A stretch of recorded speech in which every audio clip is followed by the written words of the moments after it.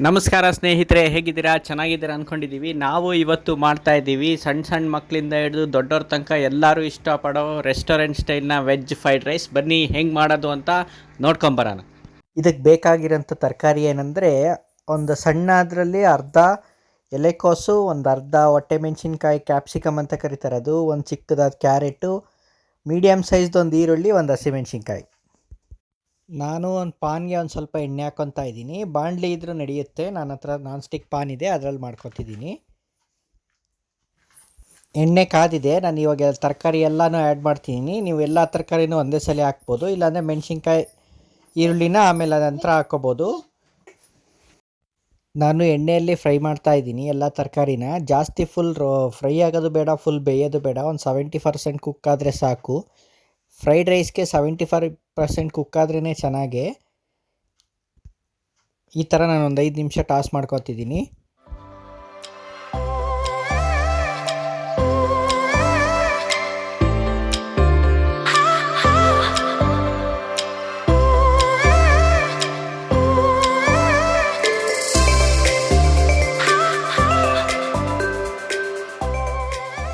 ತರಕಾರಿ ಎಲ್ಲ 70% ಕುಕ್ ಆಗಿದೆ. ಇದಕ್ಕೆ ನಾನಿವಾಗ ಮುಂಚೆನೇ ಮಾಡ್ಕೊಂಡಿದ್ದಂಥ ಅನ್ನ ಆ್ಯಡ್ ಮಾಡ್ತಾಯಿದ್ದೀನಿ.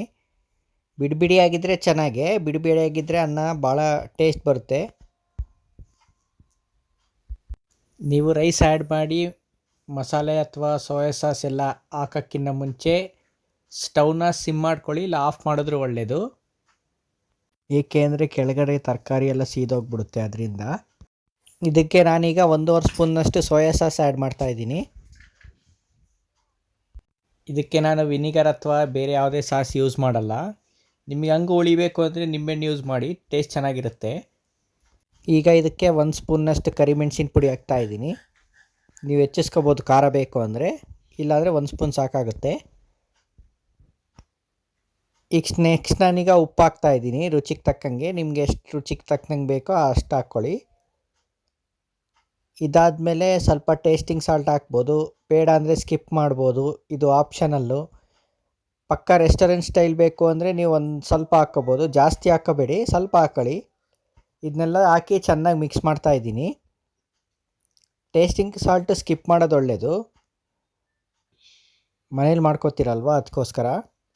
ನಾನೀಗ ಇದನ್ನೆಲ್ಲ ಚೆನ್ನಾಗಿ ಮಿಕ್ಸ್ ಮಾಡ್ತಾಯಿದ್ದೀನಿ. ಸ್ಟವ್ನ ಹೈ ಫ್ಲೇಮ್ ಇಟ್ಕೊಂಡಿದ್ದೀನಿ. ನೀವು ಸ್ಟವ್ನ ಹೈ ಫ್ಲೇಮ್ ಇಟ್ಕೊಳ್ಳಿ. ನಾವು ಹಾಕಿರೋ ಮಸಾಲೆ ಎಲ್ಲ ರೈಸ್ಗೆ ಕ್ಲೀನಾಗಿ ಅಂಟುತ್ತೆ, ಉಪ್ಪು ಕೂಡ ಕ್ಲೀನಾಗಿ ಅಂಟುತ್ತೆ. ಕೆಲವೊಬ್ರು ಏನು ಮಾಡ್ತಾರೆ, ಒಂದು ಸತಿ ಮಾಡ್ತಾರೆ, ಟೇಸ್ಟ್ ಬರಲ್ಲ ಅಥವಾ ಚೆನ್ನಾಗಾಗಲ್ಲ, ನಮ್ಮ ಕೈಯಲ್ಲಿ ಆಗಲ್ಲ ಅಂತ ಸುಮ್ಮನಾಗ್ಬಿಡ್ತಾರೆ. ಮಾಡಿ, ಒಂದು ಸತಿ ಮಾಡಿ, 2 ಸತಿ ಮಾಡಿ, ಚೆನ್ನಾಗಾಗುತ್ತೆ. ಯಾರೂ ಏನು ಪರ್ಫೆಕ್ಟ್ ಅಲ್ಲ. 1 ಸತಿ 2 ಸತಿ ಆದಮೇಲೆ ಚೆನ್ನಾಗಾಗುತ್ತೆ, ಆಮೇಲೆ ನೀವೇ ಕ್ಲೀನಾಗಿ ಮನೆಗೆ ಮಾಡ್ಕೋತೀರಾ. ಒಂದು ಸತಿ ರೆಸಿಪಿ ಟ್ರೈ ಮಾಡೋದ್ರಲ್ಲಿ ತಪ್ಪೇನಿದೆ.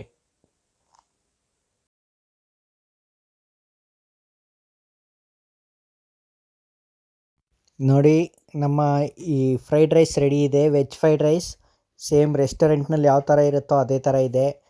ನೀವು ಮನೆಯಲ್ಲಿ ಒಂದ್ಸಲಿ ಟ್ರೈ ಮಾಡಿ. ರೆಸಿಪಿ ತುಂಬ ಚೆನ್ನಾಗಿರುತ್ತೆ. ನೀವು ಹೊರಗಡೆ ಹೋಗೋ ಅವಶ್ಯಕತೆ ಇಲ್ಲ, ಮನೆಯಲ್ಲೇ 2-3 ಆರಾಮಾಗಿ ಮಾಡ್ಕೊಂಡು ತಿನ್ಬೋದು. ಭಾಳ ಒಳ್ಳೆಯ ರೆಸಿಪಿ. ನಿಮಗೆ ಈ ವಿಡಿಯೋ ಇಷ್ಟ ಆದರೆ ನಮ್ಮ ಚಾನಲ್ನ ಸಬ್ಸ್ಕ್ರೈಬ್ ಮಾಡಿ, ಬೇರೆಯವ್ರಿಗೂ ಈ ವಿಡಿಯೋ ನೋಡೋಕ್ಕೆ ಹೇಳಿ. Thank you.